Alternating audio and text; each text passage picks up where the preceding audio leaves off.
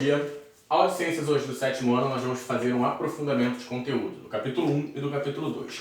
Primeiro eu queria desejar para vocês um bom retorno. Espero que vocês tenham descansado, que tenham conseguido refrescar a memória, né, para que a gente dê continuidade ao nosso planejamento. Se a gente for seguir o nosso planejamento, a gente iria ver o capítulo 6. Só que essas primeiras aulas nós vamos fazer uma revisão, um aprofundamento das aulas do primeiro semestre. E hoje, especificamente, capítulo 1 e 2. Capítulo 1 e o 2 da nossa apostila vai falar sobre evolução dos seres vivos, sobre os seres vivos, sobre a questão taxonômica, sobre a divisão, a classificação dos seres vivos. Então hoje a gente vai ter uma conversa sobre esse tema, né? Vamos lá! Primeira coisa que a gente precisa entender, né, sobre os seres vivos é que todo ser vivo ele é mutável, ou seja, todo ser vivo ele vai evoluir. Só que antes da gente falar de evolução, é muito importante a gente ter em mente que a evolução ela não acontece do dia para a noite. A evolução não acontece em 10 anos, não acontece em 20. O processo evolutivo, o processo de adaptação evolutiva dos seres vivos leva muito tempo, leva milhares de anos, tá? Então, partindo do princípio de que o nosso planeta Terra tem 4 bilhões e meio de anos, a gente consegue imaginar que existiu na verdade, tempo suficiente para que os organismos que aqui vivem hoje tenham passado por esse processo evolutivo, porque são 4 bilhões e meio de anos que existe o planeta Terra. Tudo bem que apenas 1 bilhão de anos após o surgimento do planeta Terra tenha surgido o primeiro ser vivo. Então, a gente tem que entender que o planeta Terra tem 4 bilhões e meio de anos, porém, o primeiro ser vivo surgiu há 3 bilhões e meio de anos atrás. Então, 1 bilhão de anos ficou o planeta Terra sem vida, apenas se adaptando, passando por processos climáticos, processos que fizeram com que ele hoje tenha essas características geográficas, ok? Então vamos lá. Quando a gente fala de evolução biológica, vem diretamente na nossa cabeça 2 grandes pesquisadores, Lamarck e Charles Darwin. Vamos primeiro entender Lamarck, né? Lamarck tem a grande fama que tem por ter sido um dos pioneiros, né, a tentarem combater o criacionismo. O que é o criacionismo, né, ou o fixismo?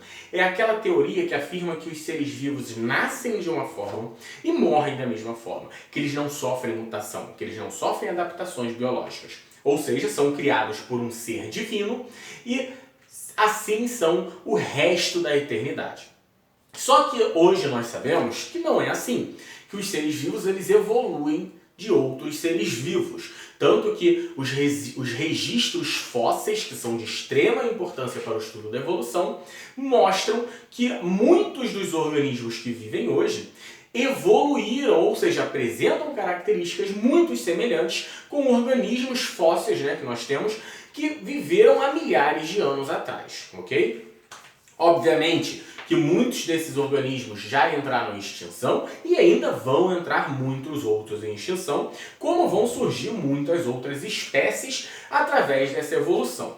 Só que Lamarck cometia um grande erro, que era o erro de dizer que o organismo se adaptava ao meio em que vivia, tá? E aí ele errava nesse conceito. Só que por que ele errava nesse conceito? O tempo em que ele viveu era um tempo que não se tinha muito conhecimento biológico, então a gente não pode criticar ele por isso. A gente tem que dar, sim, os méritos por ele ter tentado e ter aberto esse leque de pesquisa pra gente. Posteriormente vem Charles Darwin, que aí sim vem com a metodologia correta. Ele já dizia que o ambiente ia selecionar os organismos que tivessem melhores características para ali viver.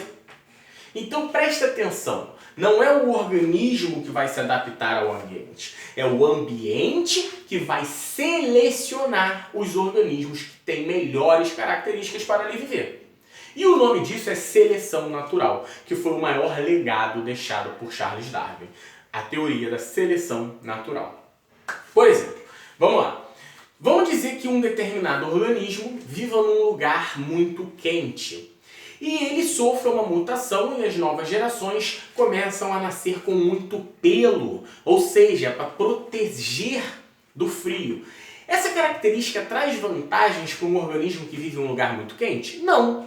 Logo, o que vai acontecer com esse organismo? Ele vai conseguir deixar menos descendentes do que os organismos que têm as características com menos pelo para viver naquele lugar quente. E aí, com o passar das gerações, nós vamos ter o quê? Uma maior quantidade de organismos com menos pelo. Por quê? Porque para viver num lugar quente não necessita de muito pelo. Logo, isso são com o passar de várias gerações. Por outro lado, um organismo que tem bastante pelo ou bastante camada de gordura vive melhor em lugares frios. Então é o ambiente selecionando os indivíduos que têm melhores características. O contrário do que Lamarck dizia, que era o organismo que conseguia se adaptar ao meio. E da onde vêm essas características, gente? Das mutações. Então os organismos sofrem mutações que podem trazer vantagens ou desvantagens. Se for uma desvantagem, essa característica tende a desaparecer com o passar das gerações. Se for vantajosa, essas características tendem a perpetuar nas novas gerações. Ok? Então isso é um conceito muito importante da gente entender. Beleza? Por exemplo, Lamarck dizia que as girafas ficaram com o pescoço comprido porque elas, de tanto esticar o pescoço, conseguiam pegar as folhas mais altas.